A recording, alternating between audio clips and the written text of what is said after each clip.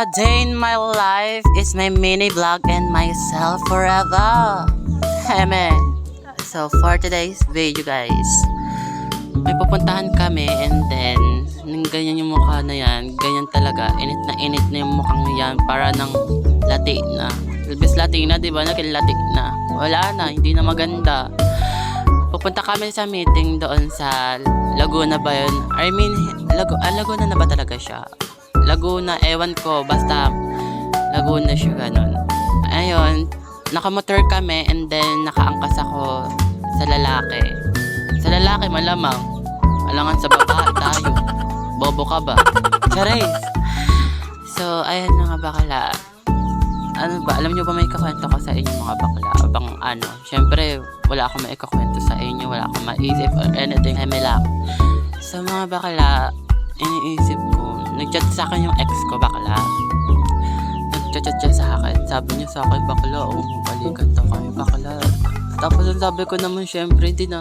Sabi ko sa kanya, ayoko na, pinagbigyan na kita ng ilang beses, bakla. Bakla, syempre, ang sakit nun sa part ko na ano, makikipagbalikan ka ng babae ka. Sira ulo ka ba ng babae ka nga, diba?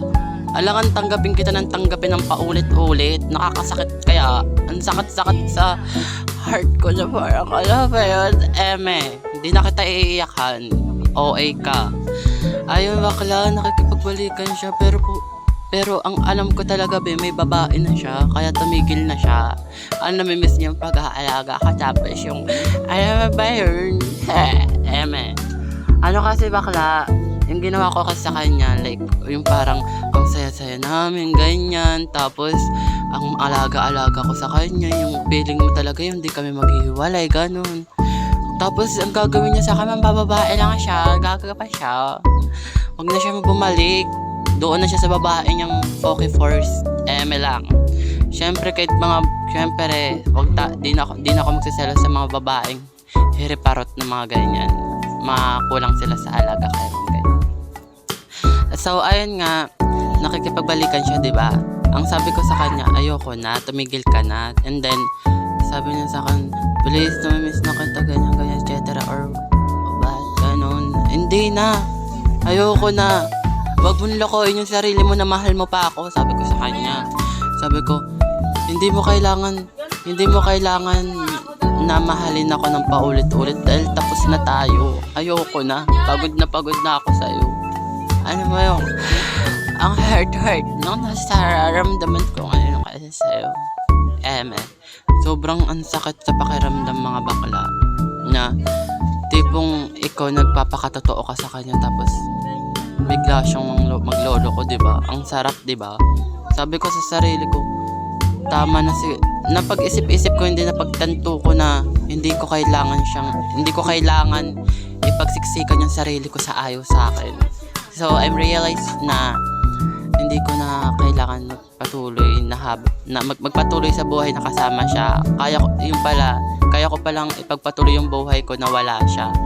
Kaya ayun, ang saya-saya ko sa part na nagagawa ko yung mga gusto ko and then walang lalaking abnormal and then walang lalaking na magagalit and then magsiselos and then wala na akong aalagaan, wala nang sakit sa ulo, ganun mga bakla, wala na akong pakailam sa mga lalaking mukhang purat. Ang goal ko na ngayon guys is maging masaya sa sarili ko and then huwag mo nang kumilala ng bagong lalaki dahil wala pang lalaking matino ngayon mga bakla. Ano ka? Tumigil ka naman muna. Maging masaya ka sa sarili mo. Matutuwa pa ako sa'yo. Diba? Saya mo. Ako saya-saya. Charis. Ang OA mo. No. Maging masaya tayo minsan sa sarili natin. Huwag puro tayo magmahal. Kung niloloko lang naman, diba? Tumigil na sa kahibangan na may lalaki pang matino or may magmamahal pa sa atin. Wala pang seryosong mga lalaki ngayon sa mga katulad ko. Pero ewan ko lang, siguro meron yung iba, pero hindi ko lang sure. Kaya love self myself talaga mga bakla. Wag mo nang kumilala ng bago hanggang maganda pa. Maganda tayo syempre. Hindi tayo magkakaroon ng insecurity sa mga babaeng magiging jowa ng ex natin or what. Mas maganda tayo sa kanila. Mas maalaga pa tayo kaysa sa mga babaeng mukhang pepe, charis. Ayun lang, kararating lang namin dyan. Tapos, konti lang yung binidyo ko doon. Kasi nga naiiyak akong daming tao, bakla. Pero, worth it naman yung pagpunta namin. Kasi nga, okay naman yung araw ko kahapon. Kahapon yun kahapong video yan. Ngayon lang ako nag-voice over ngayong umaga. Ang worth it talaga as in mga bakla.